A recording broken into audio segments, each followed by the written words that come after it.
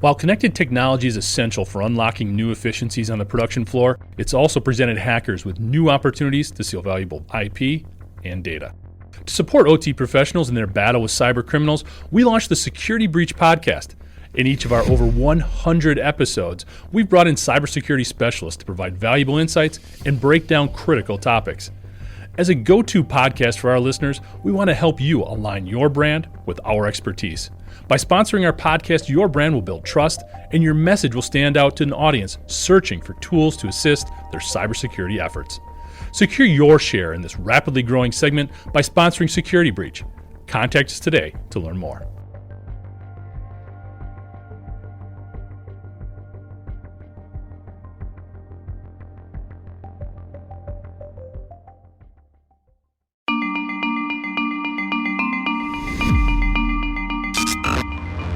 Hi, I'm Jeff Ranke, Editorial Director of Manufacturing.net and Manufacturing Business Technology. Welcome to Security Breach.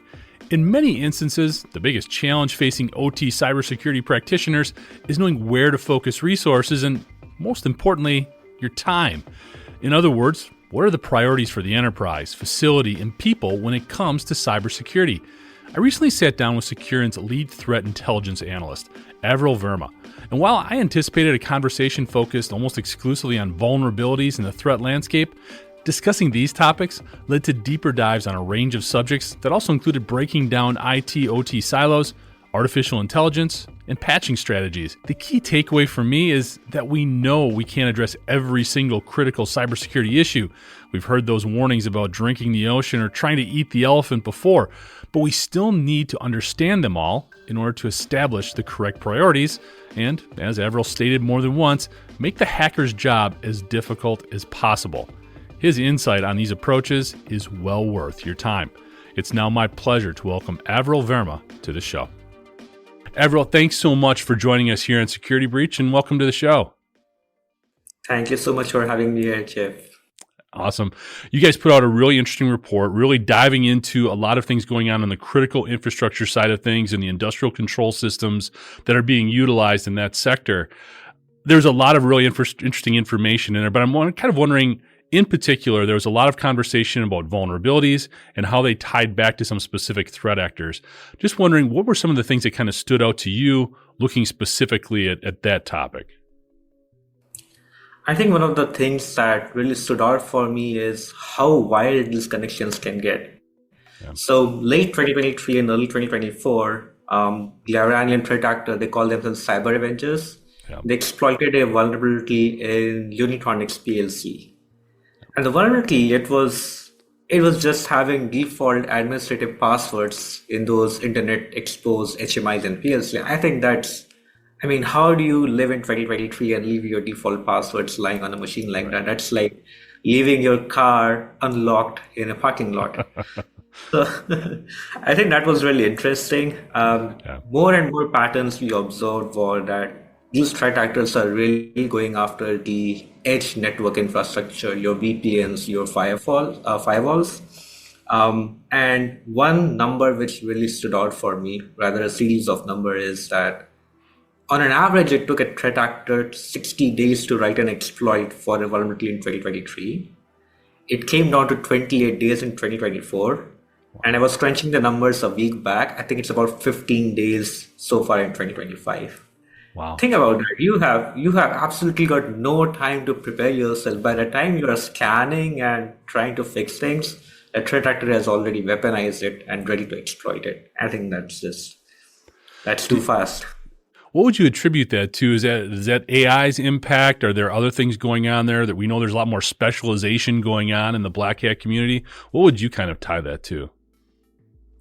So I think there has been a transformation of threat actors in the last 5 years or so. It's no more hackers, down there in a basement, one or two people just trying to get inside your networks. Now it's a very sophisticated operation now. We looked at how Lockbit organized itself. We looked at how Black Cat organized itself. They've got managers. Did you ever imagine 10 years ago you'd be thinking about hackers and we'd think about hackers having managers? Yeah. Of course not. And then the states activists or state-sponsored groups, they've also got a ton of resources. They're backed by the government, Chinese or Korean, to target critical infrastructure. So I think it's the availability of resources. It's the fact that they're a lot more organized. And of course, generative AI has definitely helped.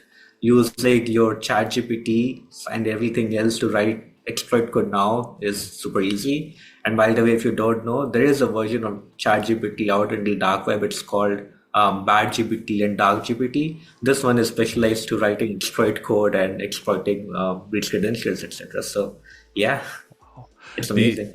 The evolution of these groups is crazy. And there's a ton of stuff I want to dig into what you just mentioned there. First thing, we've talked about Unitronics a ton and that hack and the cyber Avengers and things like that. What do you think have been some of the bigger takeaways on the good guys side? What do you think we've learned the most from that situation? You can't take any software in your inventory for granted. The fact that a software like Unitronics got exploited, typically when people think about security, they're looking after their VPNs, their firewalls, their servers and whatnot, right? You're probably patching your Windows and Linux machines first. You're really not thinking that a third-party software like MoveIt or your PLC software like Unitronics is going to be on the attacker radar. But there it is. So I think cybersecurity used to have this perspective of prioritizing the more popular vendor first. Yeah. That's not the case anymore. You really have to understand every vulnerability on its own. What value does it bring to the attacker? Doesn't matter it belongs to Cisco, doesn't matter it belongs to Unitronics or Microsoft. So that was something we learned ourselves as well. Even in our vulnerability management program, we had to bring the attacker rationale in. Hey, if I'm an attacker, am I interested in this vulnerability, irrespective of what vendor it belongs to or how much of a presence it has in your network? And the answer is yes. A lot of these vulnerabilities suddenly come into your radar, which you were not previously looking into. Absolutely. You also brought up the dark web, and that's something in the industrial sector we've always attributed to other nefarious things that are going on. What would that have to do with us? But it's becoming more and more prominent. What is your advice to those in the manufacturing sector and the industrial sector, critical infrastructure, in terms of getting familiar with and being able to understand a lot of this bad stuff that's going on the dark web? Here's a warning to everyone. Don't think your data is not out there. It's already out there. I'm sorry, if you think that all your credentials are safe, there is a very high likelihood that now someone has already got it. It's only about, are you a prospective target? Are you interesting enough for a attacker to exploit you? Wow. So when we talk about building defenses, right, always take the assumption that you are vulnerable from all sides. Your information is there on the dark web already. The only thing you can do now is implement compensating controls. We talk about these things. These are very common practices, multi-factor authentication and rotating passwords on 30 days. These are very basic steps, but these are the things that actually work, So Go to that route. And the second thing I would say is that you've got your profile out there somewhere, right? I mean, a threat actor is always looking at you and trying to see if you're interesting enough. If you work in critical infrastructure, you especially need to be aware of this, because one of the most prominent attack vectors in our report, if you see, is leaked credentials. Who do these leaked credentials belong to? It's the professionals working within the ICS and OT infrastructure. So you have to be especially more careful, because it's not just your data anymore.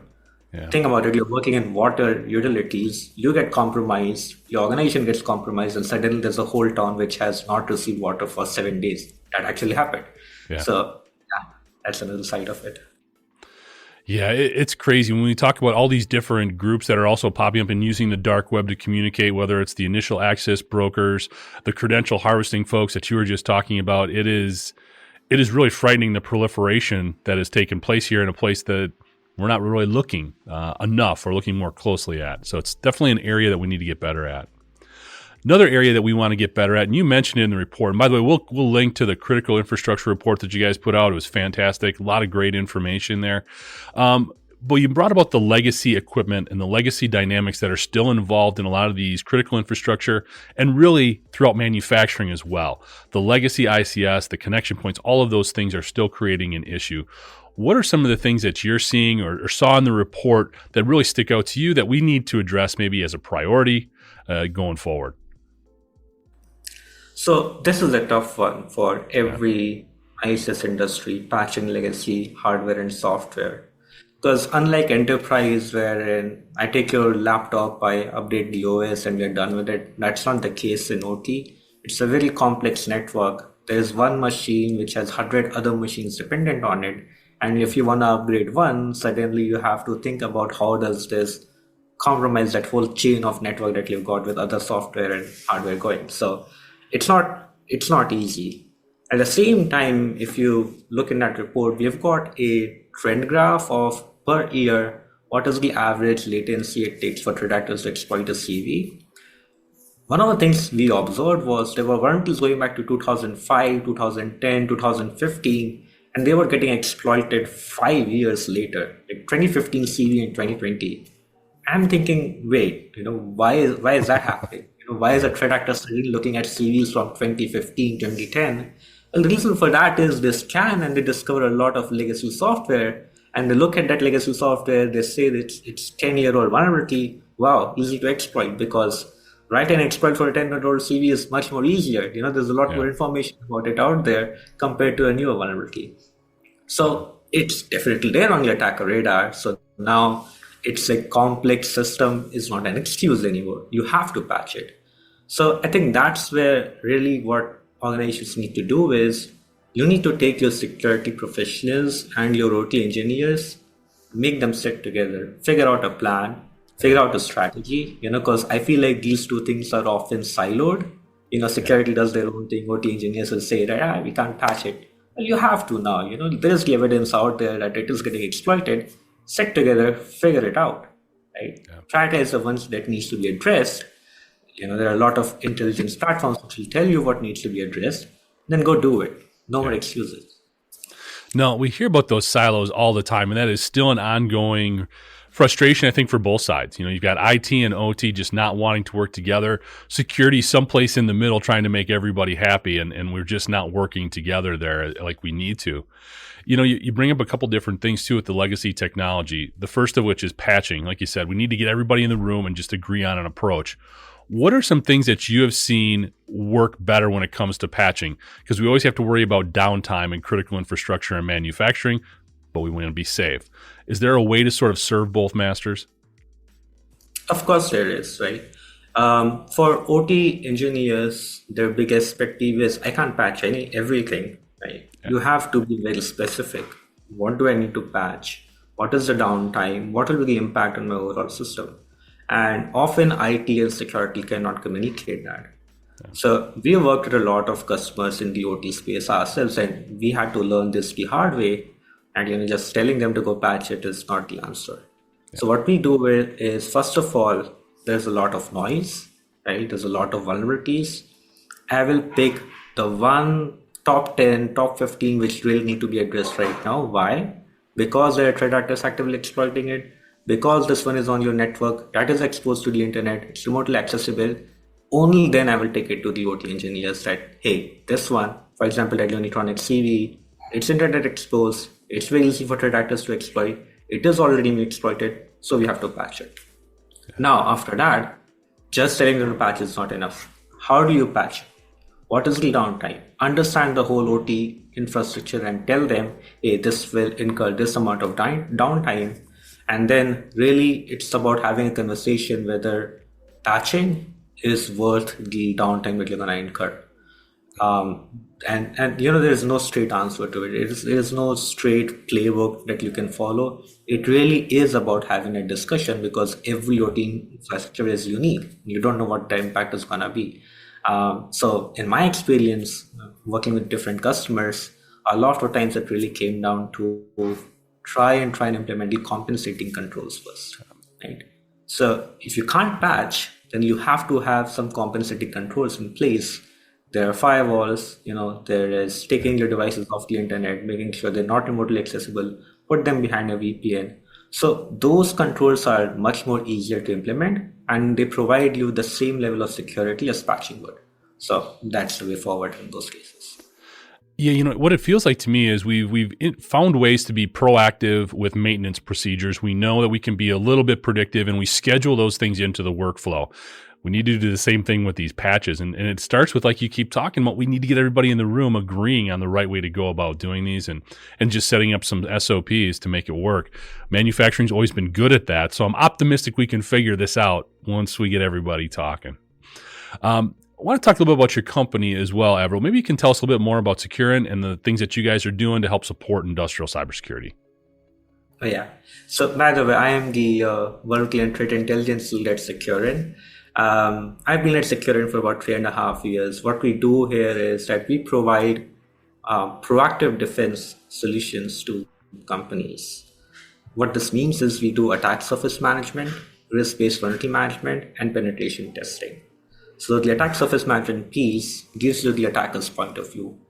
The attacker is not sitting inside your network. There's always outside your network 99% of times. What are they seeing? What are the vulnerabilities they see? What are the misconfigurations they see?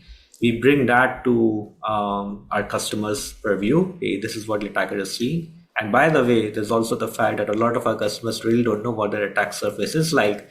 Think about it. A large organization, they really don't know all of the times how many of their machines are exposed to the internet. It's so complex. So shadow IT is another discovery piece. Then after that, you can't patch everything like we said. So we really have to determine the patching protocol by risk. How much of a risk this vulnerability is to your environment. And by the way, I'm not talking about C versus scores, but the risk actually is different from severity. So it's more about how you specifically are impacted by this and how threat actors are leveraging this. That determines your remediation protocol. And then finally, validation. After you feel you have built up your defenses, let our penetration testers come and have a go at you. Make sure that everything you have put in place works.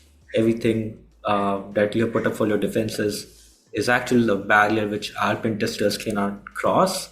And that is how you know that you are safe from most of the threat actors that are out there. Yeah, absolutely. The attack surface management, I want to dig into that a little bit more because that's just an ongoing challenge. First of all, it's understanding all of your assets and really having visibility into all of them. And then I think the bigger issue that we're also having too is all these connection points. And I'm always intrigued by the fact that we love IoT, we love, Industry 4.0 and all the wonderful technologies it brings. But does this lead to us almost over connecting? Are we going too far with that, I guess, and not keeping pace from a security perspective? What's your take?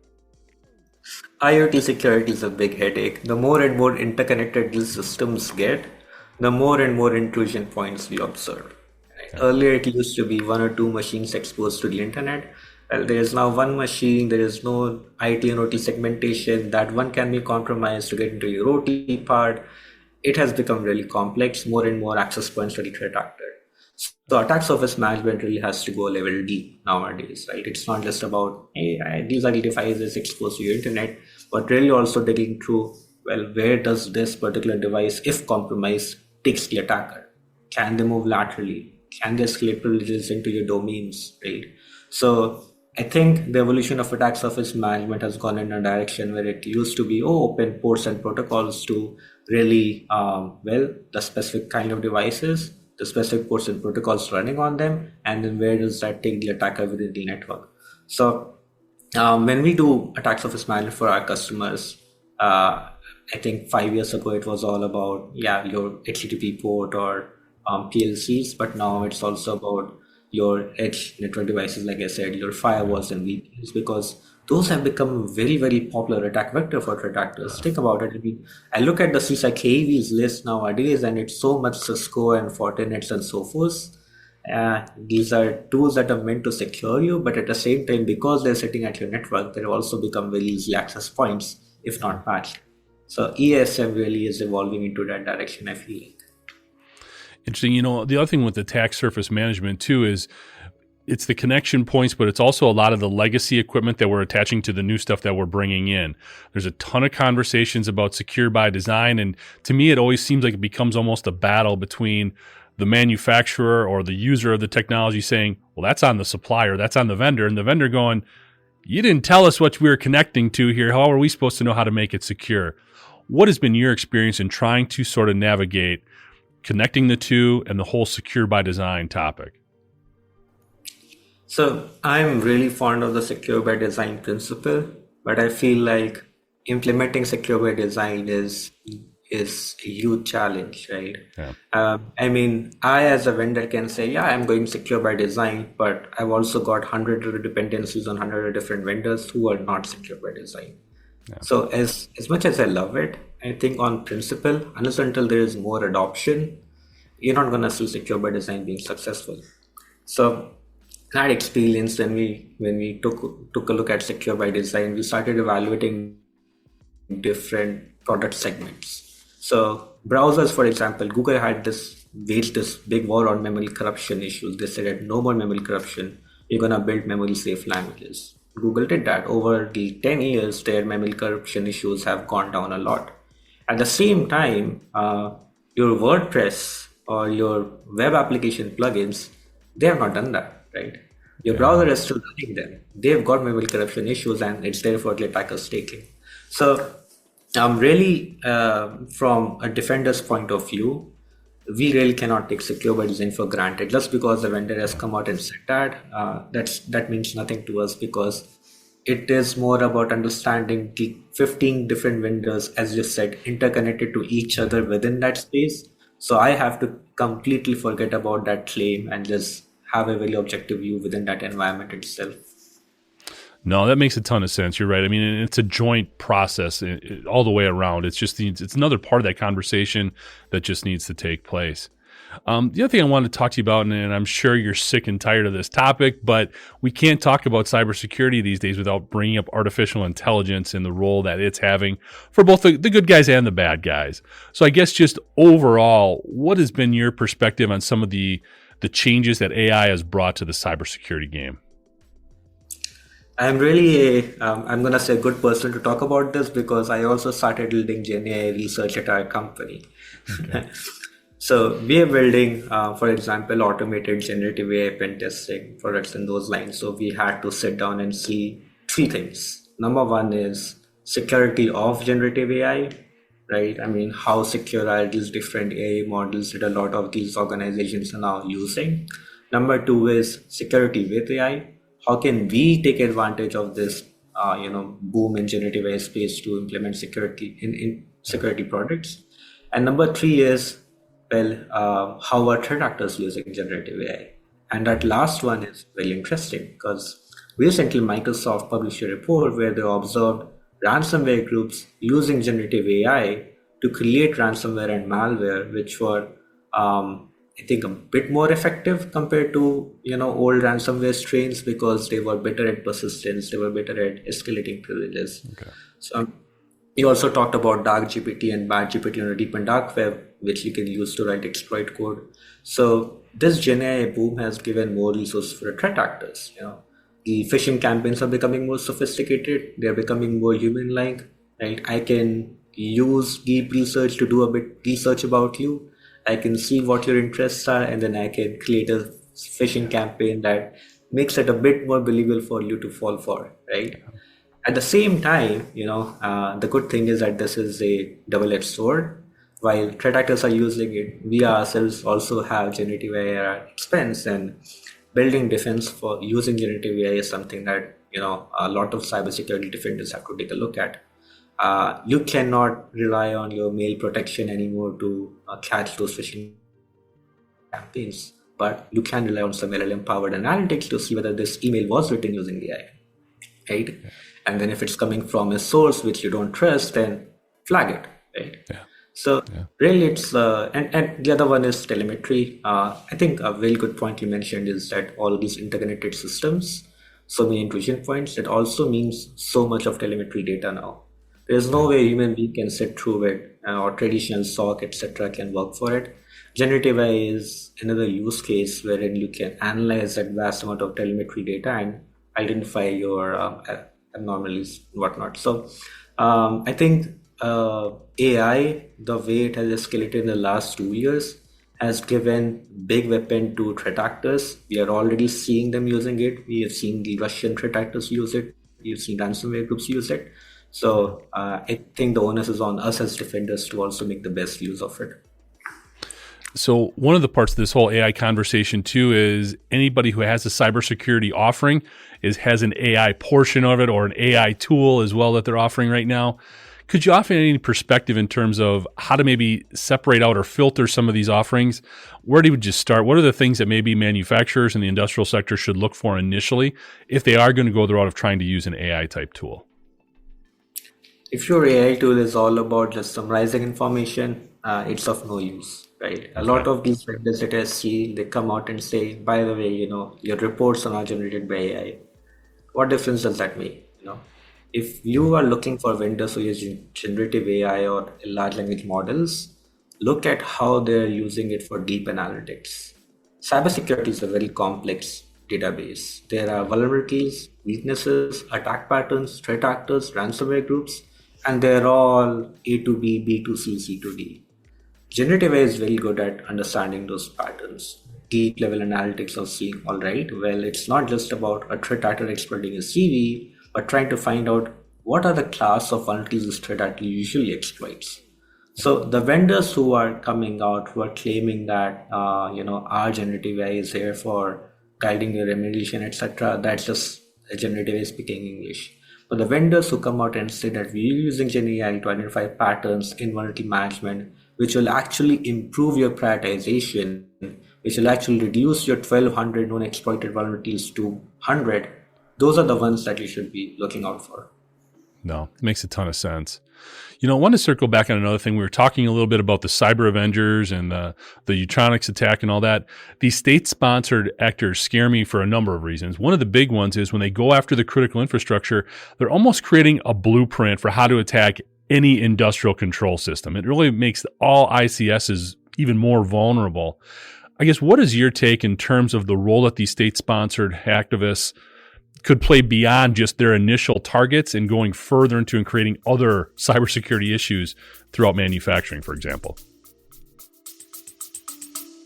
We'll be back after a quick break. If you spend way too much time online, first of all, same. And second, you need Promo Guy Talk Pills. I'm Rawal, and with Alex, we break down everything happening in tech, digital marketing, and the internet's latest chaos. No boring corporate talk, just real discussions with real opinions. So go on, press play. You know you want to.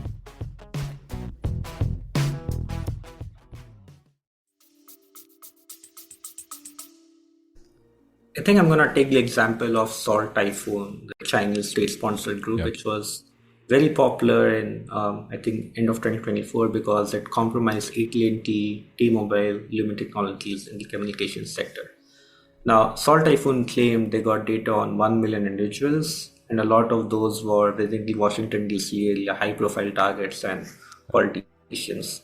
So for them, that data is currency. They will take it, they will probably use it for other purposes, but they also put it out in the deep and dark web for others to use. Now, a threat actor, for example, Alfie or Black Cat, who are financially motivated, have got information on some really high profile targets working in critical infrastructure industries, right? So these state-sponsored actors, they are stealthy, they are sneaky, they establish persistence, they exfiltrate data over a long period of time. They're not noisy. They're not here to just encrypt and then take your ransom. They exfiltrate a lot of sensitive data. And the worst part is they put it out there for others to use as well. And that's why your deep and dark web credential intelligence keeps on expanding to an extent where it's becoming very difficult to manage. So I think that is one thing I dislike about state-sponsored activists a lot, because then us as defenders, it becomes very problematic for us, because we know that as soon as that attack happened, all the information is out there for a ransomware group like Medusa or Black Cat to see. And I think we also saw evidence of it when we saw a lot of organizations in 2024 being consecutively attacked by multiple threat actors. One would come in, take the ransomware, leak a lot of sensitive data, and by the time they put up their defenses again, another one has compromised because they had access to that sensitive data. Right? So, yeah. The interwoven dynamics that are becoming part of the hacker community are are very scary. And it's another thing we have to do in terms of getting into some of the areas that they're talking to understand what they're saying. This has been great, Avril. Just a ton of great information that we've been able to put out there, sort of wrapping things up a little bit. Are there any other big trends or evolving sort of dynamics that we should be aware of that we might be hearing more about in the next year and a half? I think we discussed a few of them, IoT being one piece, and IoT plus AI being another one, by the way. Right now that you have Internet of Things, you also have Internet of Things with AI in it. You're giving your central AI access to a lot of hardware and software and devices. And honestly, I don't think anyone has really taken a hard look at generative AI security and established for sure that, yes, this is 100% secure to maintain or operate in critical infrastructure. The ease with which you can manipulate Grok or ChatGPT into saying something or doing something it's not supposed to do, if you take that and build it as the core of your critical infrastructure within your IoT network, imagine the possibilities the attacker can have. I think a great example of that is MCP servers. It's Model Context Protocol servers, which gives AI the ability to run tools within your system, do a web search, run Python programs and whatnot. Who's to say that Python program that server is running is not malicious? It's not exfiltrating information at your backend and sending it to a threat actor. People are really excited to use these tools, but at the same time, have you really taken a hard look at its security? Probably not. So in critical infrastructure segments, adoption of AI, first and foremost thing has to be that you have to evaluate AI security itself. That's a trend to look forward to, as more and more these adoptions come into play. How does security keep up with AI? And the other piece is, I think, and this is my controversial take, I think we have to stop trying to go after human beings as the weak element. They're always going to be the weak element within the organization. Stop your phishing awareness trainings. You cannot train your human being to be 100% phishing safe. Instead, the trend has to move towards not making a human piece resilient, but your system resilience. Right? A lot of these organizations, for the name of their cybersecurity program, is a couple of phishing awareness trainings once a quarter or twice a quarter and whatnot. Right? Yeah. It doesn't work. That's not an excuse. Yeah. If you have to invest in human, I think we're gonna see more investment in security leaders and security professionals, right? And less about your phishing awareness and whatnot, because those are very easily compromised by AI nowadays. Yeah. So that's my take. Where the industry is headed, first of all, is AI plus IoT is one to look out for, right? Be very careful. And the other one is that invest more in, if you're going to invest in human resilience, then invest more in security professionals rather than trying to make your human beings phishing safe. No, really interesting take there, especially, and I think the dynamic of making sure those AI tools are secure before you implement them is a great point. It's sort of the double-edged sword of anything that's open source. If you can get in there and how to manipulate it for the good things, somebody's going to be taking the other route as well. And we've seen numerous examples of how it can be manipulated and do all sorts of crazy stuff to mess with data. And I think you're right too. When it comes to the human element, we're always going to have people involved in our processes. They're always going to make mistakes. Doing more things to support them, as opposed to the whole shame and blame approach that we know it does not have a positive impact on the organization and the culture, obviously will be an interesting take too. And I think that goes a little bit into the resources. We need more resources available for cybersecurity, especially in some of these smaller critical infrastructure type agencies. So it'll be interesting to see how that develops moving forward. Last question I have for you, Avril, here, and I always like to ask this with people who are, like yourself, in up to your elbow in cybersecurity, dealing with a lot of new things, talking about different threat actors. What are the things that sort of give you peace of mind? Or when you lay your head down at night to go to sleep, how do you feel okay about things that are going on as opposed to worrying about all the bad stuff? I don't think I have encountered peace of mind once I started working in the cybersecurity domain. It's been 3.5 years, right? I think the only way a CISO gets satisfaction is that you have to have confidence in your cybersecurity program. That's the only way you sleep peacefully at night, right? That's not easy. I understand that, But at the same time, I feel like people don't really know how mature cybersecurity programs have become in the last 3 or 5 years. I think when they think about cybersecurity, they still think things like 3 or 4 years ago, where it was all about firewalls and whatnot. No, it's about assessing risk, attack surface management, risk-based repetition. Right? So I sleep peacefully knowing that of the hundreds of KVs in my environment, the threat actor can exploit 10 of these, and I already patched those 10 of them. So my peace resides in the facts, the data. As long as I know that the data has given me evidence that I am secure, that's my only that's the only way I can sleep peacefully. Yeah. Well, and I think a big part of that, and the part we're still struggling in the industrial sector, is we can't put our head in the sand about this stuff. Having a plan is a great first step, but then, even just doing stuff like the penetration testing you were talking about and these other things to really make sure all the systems we put in place and invested some significant money in are working. We need to continue to always be looking at those things, and I agree with you. As long as we're moving forward, we're moving in the right direction, not standing still. So, awesome. Great stuff, Avril. Thank you so much for the time. Really appreciate you coming on the show. Thank you so much for having me. A great pleasure chatting with you also. Yeah. Thanks, Avril. And for more information on the work he and his colleagues are doing, you can check them out at www.securin, that's SECURIN.io. I'd also like to thank you for joining us today. And to catch up on past episodes, you can go to manufacturing.net, IEN.com, or mbtmag.com. You can also check Security Breach out wherever you get your podcasts, including Apple, Amazon, and Overcast. And if you have a cybersecurity story or topic that you'd like to have us explore in Security Breach, you can reach me at jeff@ien.com. For Avril Verma, I'm Jeff Ranke, and this is Security Breach.